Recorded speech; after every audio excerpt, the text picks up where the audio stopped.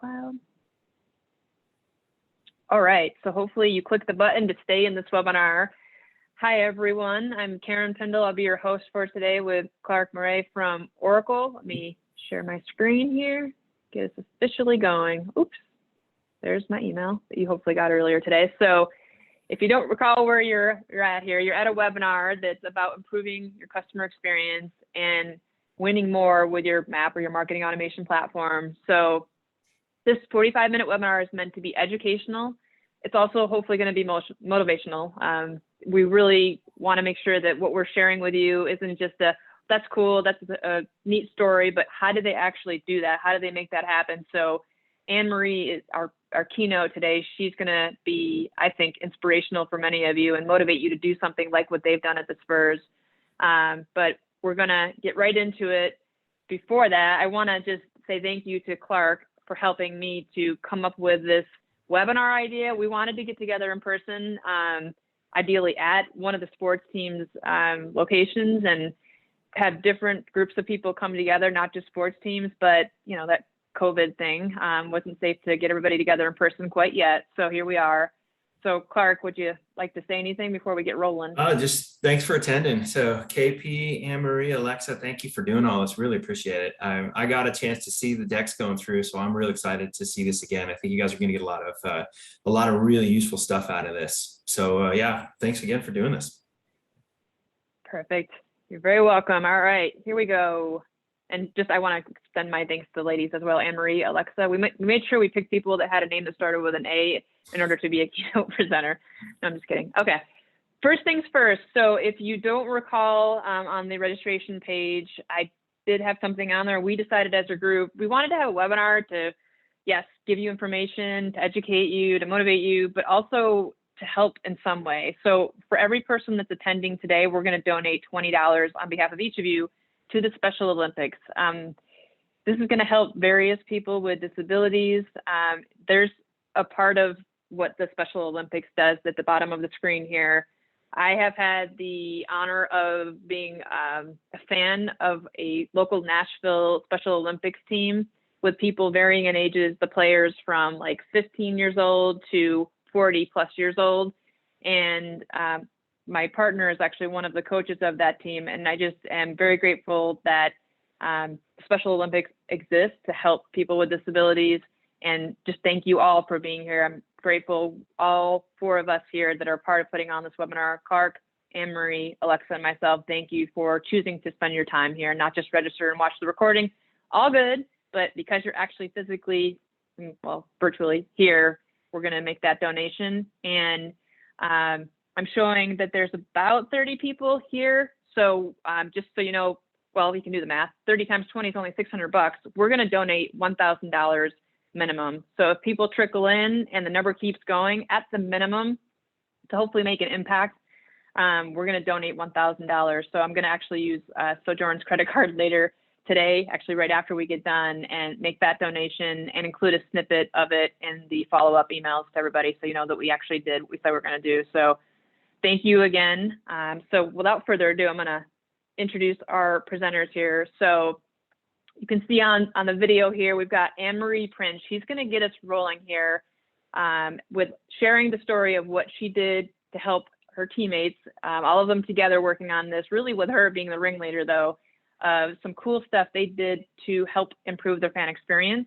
So as you guys might kind of think, the fan experience has changed. The customer experience, any place in person, has changed. So they actually adapted pretty rapidly to, well, I'm going to stop sharing. She's going to share what they did, how they did it. She's going to show some stuff even inside of their marketing automation platform, Eloqua. So you can get a really good, not just sense, but feel for it by seeing in Eloqua what she did, and other technologies on top of that. Then we're going to hand it over to Alexa Kalapaka of the Oracle Marketing Cloud team. She's a product director there. She's going to walk through honing in on Eloqua, how Eloqua is becoming more multi-channel. But at Sojourn, we support Eloqua and other marketing automation platforms such as Marketo and Pardot and others. And I can tell you from our lens, looking back at Adobe, Salesforce, and Oracle, the big three out there, that they are definitely trying to go more multi-channel. And I'm going to end this presentation with talking about omni-channel, which is where it's a journey to get there from like one channel to multi to omni. I'll share some real quick tips on how to lose and win by going multi, and just give a real quick brief of what's the difference between multi and omni channel as well, so you can kind of wrap your head around that. It took me a while to really wrap my head around it and asking different people their opinions. So anyway, housekeeping item, we are recording this, so we will send this recording to you later today. I'll send it from our marketing automation platform. And if you have any questions, please pop them in the chat, or better yet, the Q&A. That's what it's there for in Zoom. Makes it much easier for us panelists to answer your questions. So we're going to do our best to get through this quickly and have time at the end to open it up for Q&A, or perhaps to answer some of your questions that you sent through that we're just like, this is way too hard to type back and answer. We would rather answer it live. We will do our best to do that. However, if we don't get to your question, we'll keep track of it in the Q&A and chat, and I will do my best to make sure I or somebody else here, whoever has the answer or whoever you're directing your question to, gets back to you in a timely fashion. So thank you again. And without further ado, it's my honor to introduce you to our keynote, one of two, Anne-Marie Prince. So Anne-Marie, just want to point out and congratulate you on being a finalist for one of the Oracle Marquee Awards, the Best Customer Experience Award. Obviously, that's a fitting award for what you're going to share with us today, and our whole topic today of improving the customer experience. So just belated congratulations on that, since it was a little while ago that was announced. And with that, I'm going to stop talking and showing my video and hand it over to you. Awesome. Thank you so much, KP. Thank you for having me today. I'm going to pull up the presentation real quick and get it going. Awesome. Hi, everyone. I'm Anne-Marie Prince, and I'm very excited to be here with you all today to share with you how the San Antonio Spurs, and really Spurs Sports and Entertainment, worked together to welcome our fans back into the arena this past season. I wanted to start with a little bit about me. I am a San Antonio native. I'm a Spurs fan since birth. The Spurs have been a huge part of my life and my family's. It's a dream for me to be working with and for my hometown team and impacting my community all at the same time. I've been here with the organization for 6 years, going into my 7th season, and been in this particular role and department for about 4 years. In those 4 years, I have been able to not only witness, but be a part of the incredible evolution of the department from a 1-person email team to a 2-person marketing automation team that utilizes multiple channels of communication. So a little bit about the campaign before I get into it. If nothing else, this campaign is a true testament to the incredible teamwork and collaboration that goes on here at the Spurs. Go Spurs, go. We had so many stakeholders that needed to be involved with this campaign, and a lot of information to bring to the table, to parse through and determine what we needed to communicate to our fans. Our season started in December of 2019, and our hope and plan was to bring fans back in the beginning of January. Unfortunately, we weren't able to do that based on the conditions in our region. So we ended up having to postpone having our fans back in the building until March 12th of 2021 instead. During those games in between, however, when we weren't allowed to have fans in the seats, we actually were able to bring in player families and staff in limited capacity as our attendees. And they provided us as test subjects, essentially. So while not having fans in the building was difficult for us as a business, it presented a little bit of a silver lining for us with this campaign because it was very much based on trial and error. We had never done anything like this before, and we just knew what we needed to do and that we wanted to get there with, the least amount of weight on many people's shoulders. And so we'd try something and go back to the drawing board and try again and try again. And so our test subjects, our staff and player families, were so helpful to us. They provided valuable survey feedback, along with feedback from our staff that worked the events. And because of that feedback, it resulted in many versions and updates of this campaign. Show you a quick high-level overview of the campaign, and then I'm going to jump into the actual canvas and kind of talk you through each of the steps, because they're all there for a reason. And I just love the campaign canvas. It's one of my favorite things. A quick high-level play-by-play for you. We have our ticketing data that pushes into Eloqua custom object fields from our ticketing database. Our contacts enter the campaign based on the event to receive emails and SMS related to that event. They receive the SMS via a program called Instant Marketing that works within Eloqua, and it's sent via a ZipWhip enabled phone line. Any replies to those texts interact with our Satisfy chatbot. Those three tools, the last three tools on the right there, were all tools that existed in our toolbox already. We'd been using them in some form or fashion up until this point, and it was really amazing how they, kind of serendipitously came together and helped fit into this puzzle of how we were going to communicate to fans and how we were going to help our staff navigate this new atmosphere. So we'll take a look at our campaign canvas. I am going to talk through each of the steps on here because they're there for a reason, and there's a lot of power in all of these options available to us.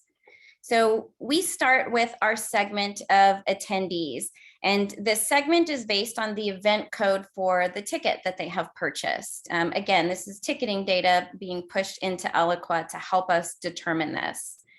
So our attendees pull into the campaign, and we do a couple checks here.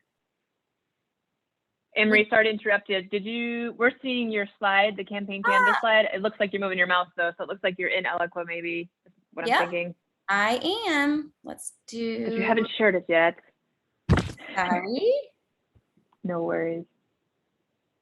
Let's try that. There we go. Now we can see it. I may have to change that back when we go back to the PowerPoint. Okay, excellent. Thanks, KP. Yep. So we have our attendees pulling in here. This is my segment. And then we do a couple checks here before the first email goes out. We double check that we are ahead of tip-off. Primarily, we just don't want people buying tickets after tip-off and receiving these communications one after another. We chose tip-off as our cutoff time, and so we put that check in before each of our communications. So are we ahead of tip-off right now? And then we double check to make sure that their tickets are considered active. I'll speak a little bit more to that later. The next check that we have is to make sure that they are subscribed to the communication we're about to send them. What we did know is that when it comes to our season ticket members that may be attending multiple events, that at some point they may get tired of receiving these communications every time. And we wanted to anticipate and avoid the potential for them to globally unsubscribe. So we created a game day preference center, and that link lives at the bottom of all of our game day emails. And it allows people to pick and choose the relevance and desire to receive those particular communications. So these shared list checks are to see if they have expressed the desire to unsubscribe from that communication.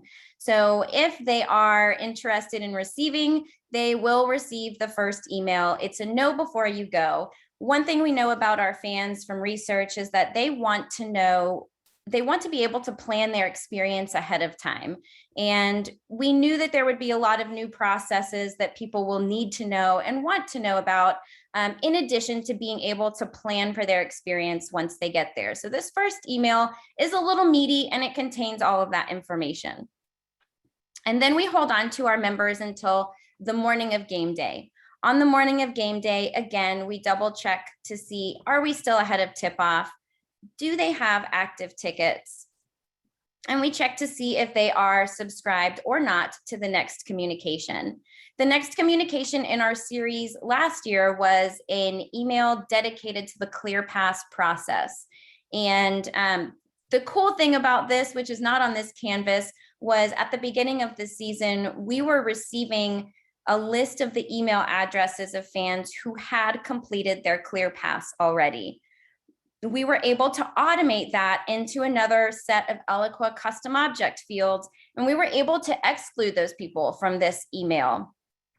Unfortunately, Clear wasn't able to continue as sending that information to us, so we defaulted back to having everybody receive that communication, knowing that they could also customize their opt-out for that type of communication. Then we hold on to our fans until about 2.5 hours prior to the game. And we double check again. Do they have active tickets? Are we still ahead of tip-off? And at this point is when we diverge into the SMS portion of the campaign. Here, I am checking to see if they have a phone number populated in our custom object field.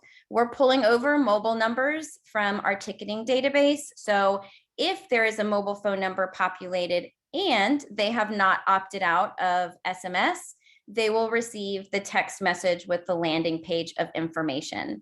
If they don't have a phone number available, they receive an email that contains the exact same information that is in the landing page in the text.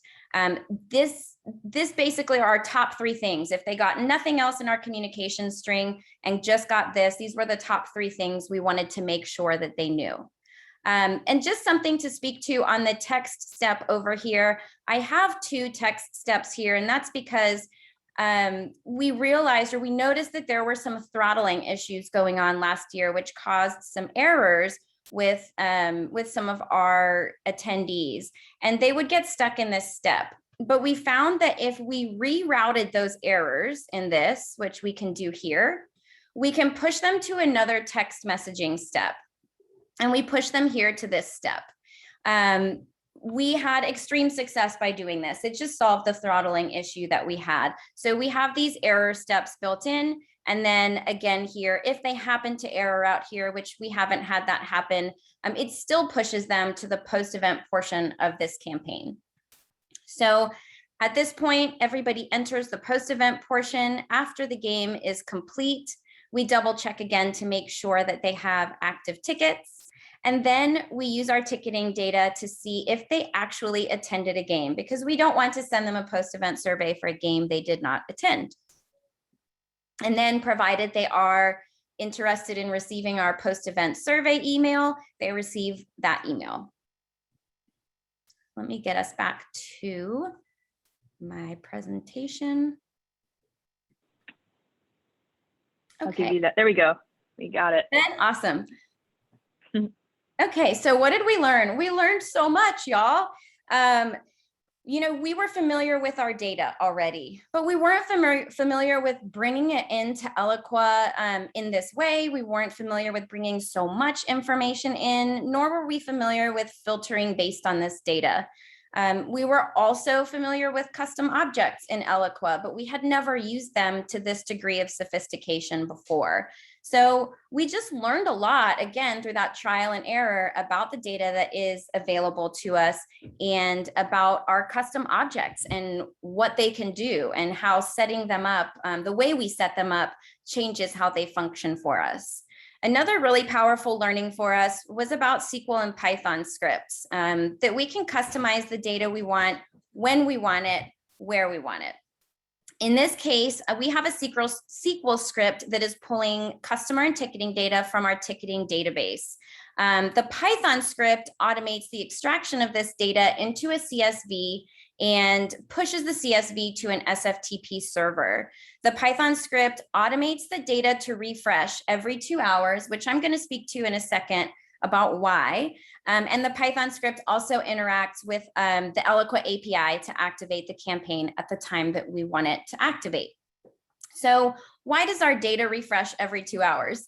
We learned as we went through this process that as we approach game day and game time, we have a number of ticket cancels or upgrades or transfers. And in this case, people had already entered the campaign and were receiving communications after they had canceled or transferred their tickets or upgraded. So, so we did something a little bit unconventional, and we set up a Cdo Deletion Program. And using the programs in Eloqua, we just decided that after about an hour and a half, we were going to completely dump out and delete all of the records that were in that custom object. And we have another custom object that contains all this information, kind of evergreen, but this just allowed us to refresh our data every 2 hours to get the most accurate and up-to-date people in our campaigns. And when you saw me check in those steps, if they had active tickets, that is where somebody who had transferred their tickets or may have canceled their tickets in the meantime, that's when they get kicked out and they are no longer in the campaign. So again, it just makes sure that we are sending relevant communications to people. Another thing we learned about was about Ticketmaster modern accounts, which was something that happened, I think it was last year as well. Basically, it required that people who purchase tickets and utilize the various Ticketmaster platforms to consolidate and be, have these under their email address. And so they had to update email address and I believe phone number through this process. And as we're pulling this information from our ticketing database, our SQL script is pulling from the modern account field. And we're doing that because that means that that is a current email address that we know has been updated and an updated phone number from which or to which we can send text messages to successfully. So what we found and learned through this process was that because of where we were pulling data from, we were actually missing out on some of our contacts. And these contacts that we're not pulling into our campaigns were kind of getting caught in the crosshairs of the modern accounts flag. And that's because they were clients or fans, people that have been in our database for many years, and they have multiple email addresses associated with them or multiple phone numbers associated with them. So, they were not pulling in. But what we realized was that most of those people are season ticket members. And so we launched a side campaign to assist our season ticket members in updating their accounts to modern accounts. So again, we're pulling from that most accurate field of data of email address and phone number to send our communications. Measures of success were difficult for us because there weren't really things we could measure, but we could, out of feedback from our fans and our staff, we know that we expedited and optimized the fan entry process for both fans and staff during a new and difficult time. We were able to inform our fans of new processes and policies in digestible amounts. And I wish I could tell you the amount of time that we saved through this, but I can only imagine how many hours we saved with this automation. We weren't waiting on lists from our ticket office. We weren't waiting on somebody to have the time to send those lists. We weren't worried about sending one-off emails. We were able to set it and forget it to some degree. It was definitely quite a bit of reiteration throughout the first part of the season, but at some point we got to a very comfortable place where we were just updating what needed to be updated for the next game and not making any new, massive changes. And we don't build these campaigns from scratch every time. We save from a previous campaign and update only what needs to be updated. So again, it saves us a ton of time. The unprecedented times of the pandemic just forced us to adapt and pivot. We knew what we needed to do. We didn't really know how to get there, but we were determined to get there, and we were determined to make it successful. And again, keep a load off of as many people as we could. We took a problem-solving approach, and everybody put their hands and heads in and made it happen. And it was really fantastic. Some of the added benefits of our campaign, the diversification of mediums of communication here really helps us to work to bridge that gap in email deliverability. We know that there is only so much we can control in regards to deliverability. We can ensure our sender reputation is good. We can review reporting of our bounce back history and determine, are we on any block lists? Is there anything that's looking weird for us? And so we do work on our end to do the best to get these emails delivered to inboxes, but we also know there's a degree at which it becomes the user's responsibility as well. So adding that text message in just gave us a little bit of an added bonus about getting to people. And then knowing that some people may miss those communications altogether, we did have signage as people drove into the arena, as people walked up to the arena, and as they walked throughout the concourse, in addition to people actually being physically out in the parking lot or near the lines to be able to assist and guide and point to answer people's questions and help as well. One of the cool things about our Satisfy chatbot is not just that it helps to interact with questions being asked of it, we get some really awesome, valuable insights from it. So we can see the type of topics that are being queried of our chatbot or of our organization. And, not only can I see that these are the topics that were queried, I can go a little bit more granular and drill down and see the ticket topics. And I can see a little more specifically what those ticket topics are that people were curious about. So this gives us a pulse on what our fans want to know and what they need to know. And it also gives us an opportunity to update our chatbot so that it can assist us in those questions. If we see that people are asking questions of a particular topic, then we can jump in and update our chatbot for that. Additionally, the ZipWhip and Satisfy platforms provided a huge assist to our game day staff. Again, people responding to that text were starting off by responding and interacting with our chatbot, as opposed to texting or calling a fan experience rep. This is a ZipWhip dashboard here where our fan experience reps have access to, and they can see on the left-hand side the various communications that are taking place from this ZipWhip enabled phone line, which is our fan experience line. And they can actually, if they notice that the Satisfied chatbot is unable to assist somebody, they're able to jump in here and provide that assist as well. Additionally, we have CRM dashboards embedded to help our reps view digital activity. Just helps to give some empowerment and autonomy over their books of business. And keep an eye out. If they see that somebody's receiving emails all the time, but they're never opening them or clicking them, the reps know now to reach out to us and we can troubleshoot that together. So this is just another way that our data is being pushed to the various parts of our organization to be utilized by different departments and staff. Additionally, we have Tableau Dashboards that are available for all staff to view for our post-event surveys. And we actually deploy post-event surveys for all of our events, for all of our franchises. So we have access to all of those here, comments and ratings alike.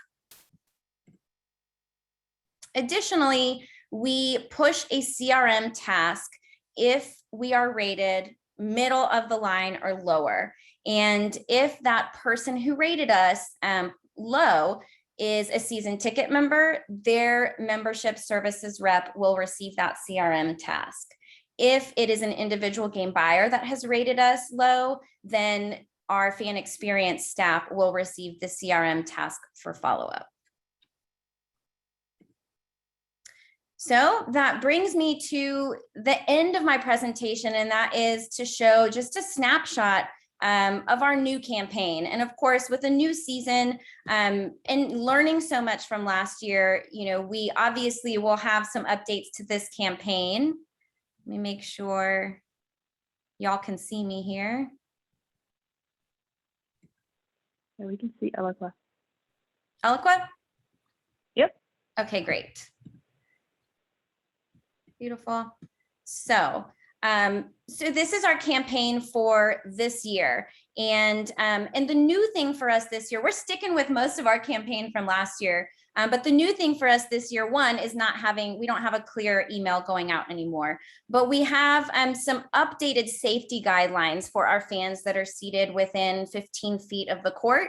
And so we've set up shared filters that utilize price code of those seating areas to pull those particular people in and send them a message specific to their seating area.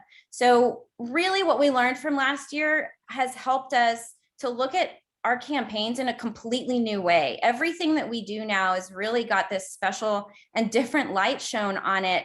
And we've been able to put into place new automations this year that we probably wouldn't have done in years past or thought about in years past. And we've been able to update this campaign to send this new email that's needed for particular areas. So it's been really awesome for us. And I hope that this has helped you learn and see a little bit of the power of the marketing automation platforms that are at our fingertips.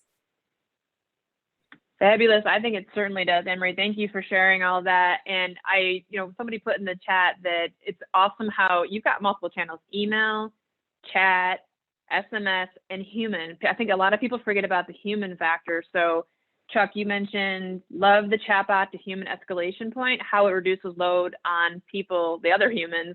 So I think it's just a really good story of 4 channels orchestrated really well, a lot of it automated. And if that was not automated, I would guess dozens more hours at the minimum to achieve what you've got in this one campaign in Eloqua. So that's a great story. I'm going to actually hand it over now to Alexa, again, from the Oracle Marketing Cloud team. She's going to walk us through how Eloqua is even going further to be more multi-channel. And if you have another platform outside of Eloqua, yes, other vendors are doing similar efforts. But again, from the Sojourn standpoint, where we support more than just Eloqua, like Adobe products and Salesforce, et cetera, and keep up with others outside of the big 3, like HubSpot, Acoustic, et cetera.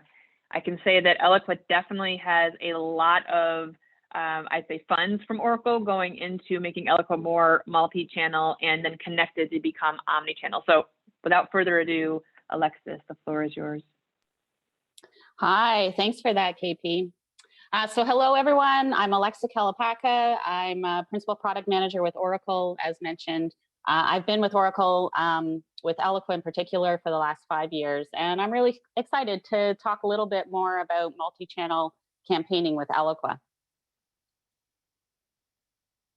Hopefully things move.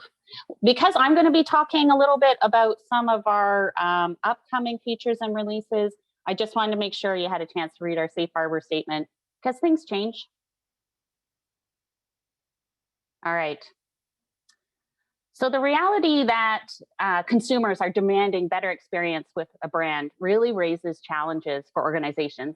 And today we're expected to know our customers better than they know themselves, make marketing, sales, and service seem invisible while being sure to anticipate our customers' needs before they do. And we're expected to engage with our customers on their terms at the time and channel of their choosing, as we just saw. And we must now think beyond our organizational silos, because our customers see a single brand experience. So at Eloqua, we recognize these challenges that you face, and our vision is to enable our customers to drive revenue growth by designing a platform that helps them deliver relevant, timely, and connected experiences whenever and wherever their customer choose. This is the underlying vision of what is really driving what we're doing at Eloqua and the investments that we're making. So today I'm going to walk you through some of our recent and upcoming innovations and just how these can help you deliver those connected experiences regardless of channel. So let's start with campaign orchestration, where you can provide that engaging and seamless experience. So according to McKinsey, we know that 65% of B2B buyers are frustrated by fragmented and inconsistent experiences. So if you're unable to orchestrate the experiences that your prospects expect, you really risk losing business. We just saw an amazing campaign canvas shown by Anne-Marie that deployed really a sophisticated cross-channel campaign to engage and connect with ticket holders. So the Eloqua campaign canvas is robust, and it lets you easily build out those sophisticated campaigns. So I'm going to take you now, and we'll look a little bit more about how we've extended the campaign canvas to make it more easy to reach the right channel and to ensure that you have those connected experiences. So I'm excited to tell you today about that this calendar year, we're introducing SMS messaging natively within Eloqua. So SMS increasingly, as we just saw, is becoming a tool for B2B marketers to build meaningful one-on-one relationships between their brand and their customer. And in Eloqua, as we just saw, we already have the ability to build out an SMS campaign. So you're working with a third-party aggregator, you're installing an app, and you're building out your campaign orchestration by pushing contacts through to the app. Now, with the SMS launch that we'll have this year, you can come to us and we'll be that SMS aggregator. We'll take care of all of that for you. It'll be easy to build out your SMS campaign and messages, manage your keywords and short codes within Eloqua. And of course, you'll be able to measure that SMS performance right alongside all your other natively built assets and activities. So this is really an exciting development, and you can expect to hear more about it this coming months. So stay tuned for more on that one. So what about automating and triggering actions in real time? So in Infinity, Infinity is our high-scale web analytics platform that collects digital behaviors in real time and allows you to act on those behaviors. So enabling you to deliver highly relevant and personalized customer journeys. Infinity's streaming service offers real-time event streaming, and we introduced an integration with Infinity so that you can connect your Eloqua campaigns with your tracked web properties and act based on that real-time data. So with Infinity, you're really going to be able to track down to granular level of details and interactions of a visitor on a page. So what exactly did they look at? How far did they scroll? How far along in a video did they get? Did they start filling out a form and then abandon it?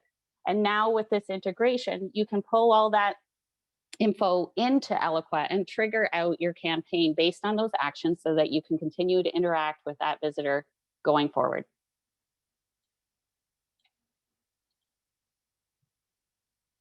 Oops. And we've also built out a connection with Maximizer.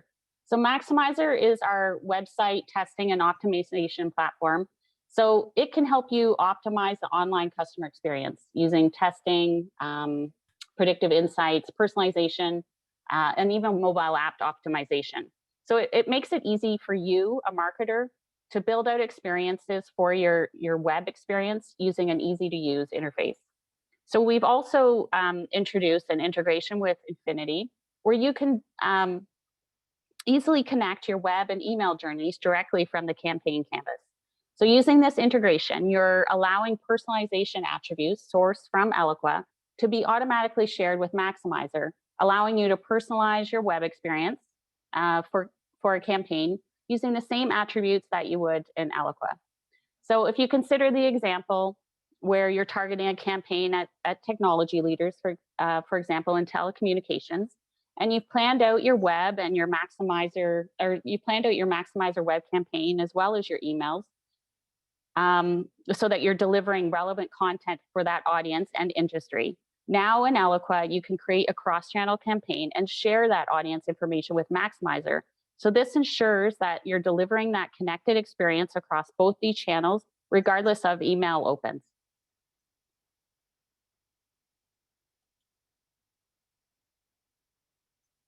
All right. We know that data-driven marketing is the new normal. Who doesn't love a good data set? And data can be the real driver of the experiences that you deliver to your customers. So at Eloqua, we've introduced a new feature set in our advanced intelligence solution. And this means that marketers like you can take the data that you have and make sense of it, put it all at your fingertips and leverage it to create relevant, personalized journeys for every visitor in the moment and at scale. So I wanted to highlight a few of the features in this package so that you could see them in context with our cross-channel conversation today. So I wanted to talk first about send time optimization and subject line optimization. In the context of multi-channel, we really can't ignore the importance of email marketing, and email isn't going away. We know that it's only going to continue to grow in the years to come. But because email marketing remains relevant, it's increasingly harder to get the attention in the inbox. So our send time optimization makes sure that email send time and day are relevant to the buyer receiving it. So this relevancy can help increase opens and email engagement, and that's what we've seen with the customers who are using it. Our subject line optimization feature can help you evaluate your message subject line, which is a driver for opens, of course. So it uses machine learning to predict the performance of the subject line, whether it's going to be above or below average compared to your own data and your previously performing emails. So while email remains essential for attracting customers and developing relationships, using the data to help drive your email campaign will help increase customer engagement. But at the same time, I'm sure we've all felt it recently. Email fatigue is real. It's something that is happening out there. According to one study, 45% of emails are unwanted and considered to be spam. So we know that's happening, and there's real repercussions for that. You could have end up being blacklisted or being blocked and having your real impact on your deliverability numbers. And that's why it's important to recognize email fatigue and adapt your campaigns before subscribers take those actions. So with our fatigue analysis, we're using data science to understand the optimal level of email engagement for contacts. This becomes a powerful data point that you can leverage across campaigns and personalizations. So you can drive what's happening in your campaign based on a contact's fatigue level. If they're close to burning out, just push them off to somewhere else, delay the next email send. Make sure you're using those segments across all of your campaigns so that you can make sure that the right contacts are receiving the email based on their engagement. So this can help also drive. You can cause it, or you can make it trigger other actions within Eloqua. So it really becomes a powerful tool within Eloqua, all of our data points. So I focused a lot on Eloqua features, but let's not forget what we just saw earlier today with Anne-Marie's presentation. She showed us a sophisticated campaign built out with the help of our extensible platform using action apps and APIs.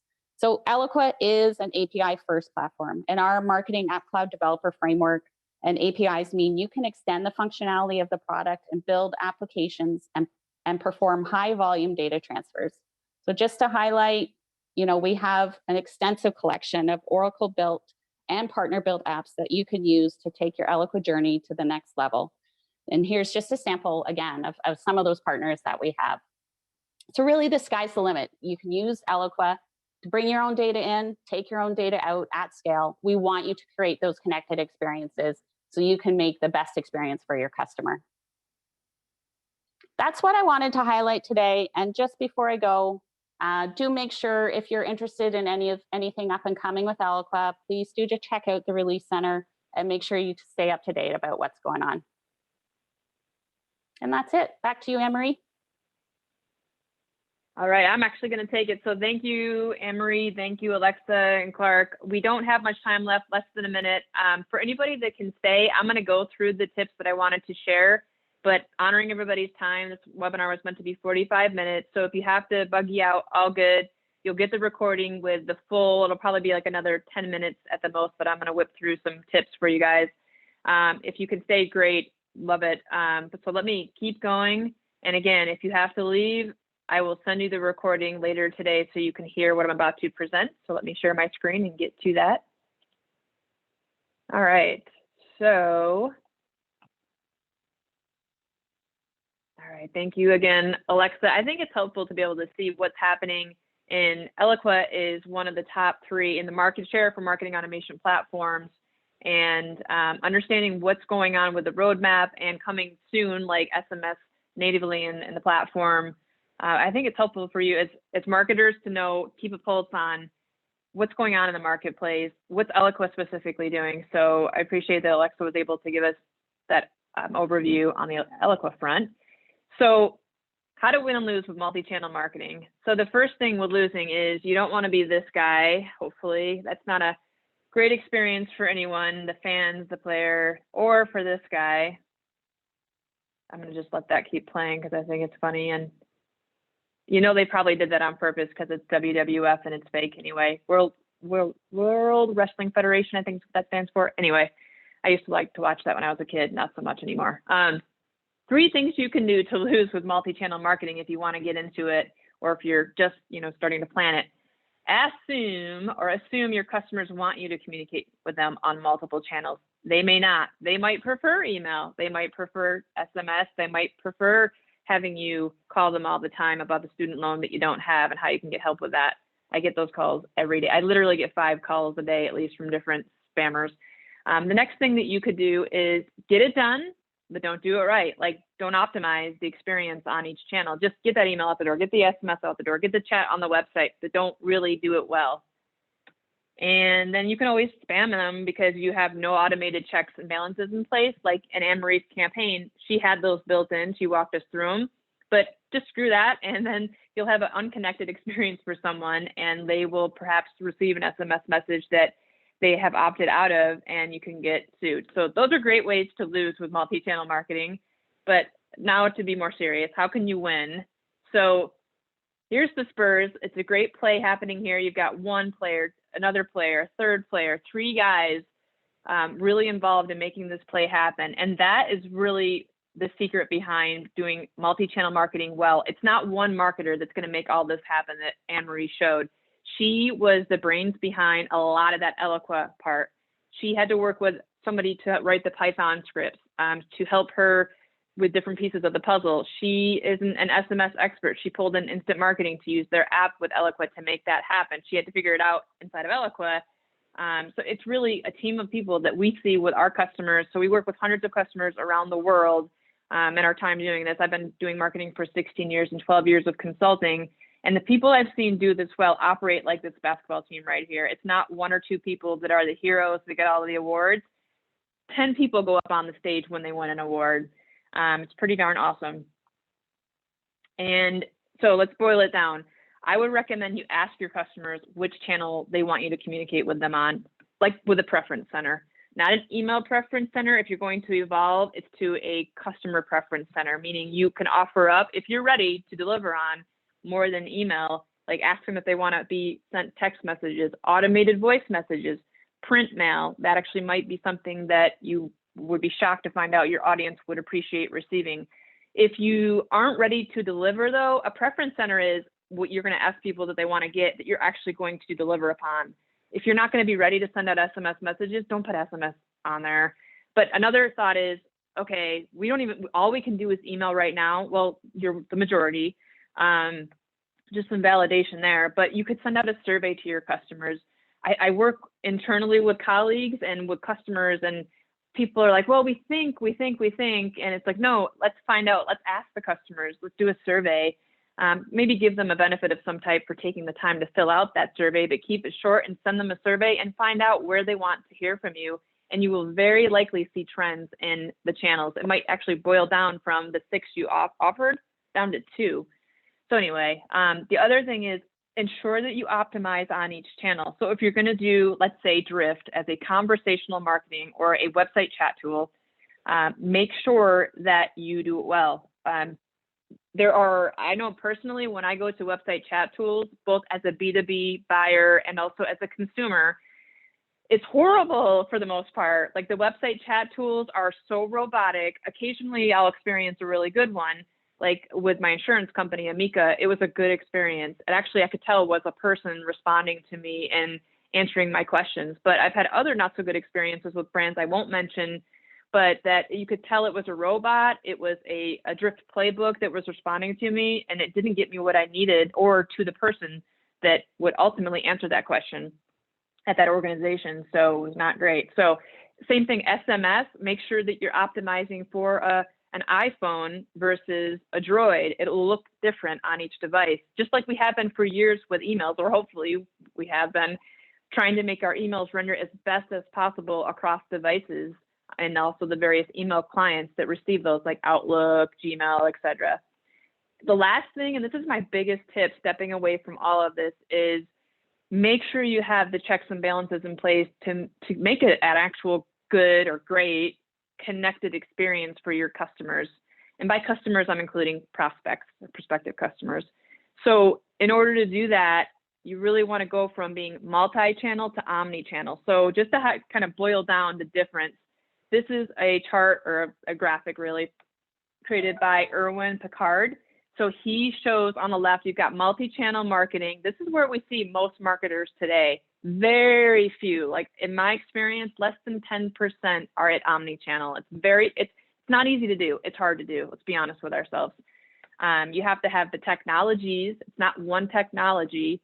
You have to have the people that know how to use those technologies well, and those humans have to talk to each other and connect those systems together. It's not like Eloqua can do omni-channel on it can't yet today. There's apps on top of Eloqua, and like Alexa showed, there's other Oracle Marketing Cloud tools like Maximizer or Infinity that work with Eloqua to get you towards the omni-channel experience.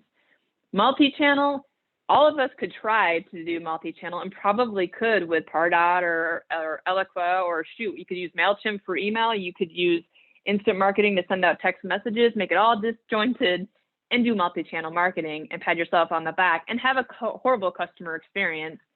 And at the end of the day, it wouldn't be a great thing for anybody. So evolving though, multi-channel is a place to start, but ideally you really set your site and your goals on being omni-channel. In the campaign that Anne-Marie showed us, she has in that one campaign covered omni-channel. They're optimizing on email, on SMS, on their website chat tool, and they're all integrated, talking to each other, making sure that somebody should actually receive a text message or an email, that they're opted in, they're compliant for one, but also it's what the customer wants, the fan in this case wants. So as you can see, I'm passionate about it.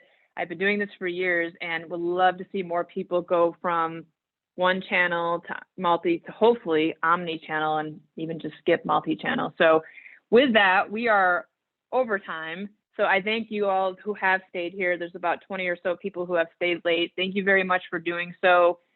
We don't have time for Q&A, unfortunately. So any questions that have come through that are not answered, I'm not going to look at them right now, but I will keep track of those and we will get you answers individually to whoever asked the questions. Thank you again, Clark, for your help making this webinar happen. Anne-Marie for presenting, Alexa for presenting. You guys, I really appreciate everybody attending as well. And we're going to make that donation now to the Special Olympics. So thank you, everybody. Take care of yourselves and have a wonderful afternoon and weekend. Awesome. Great work, everybody. Really appreciate it. Thank you. You bet. Bye, guys.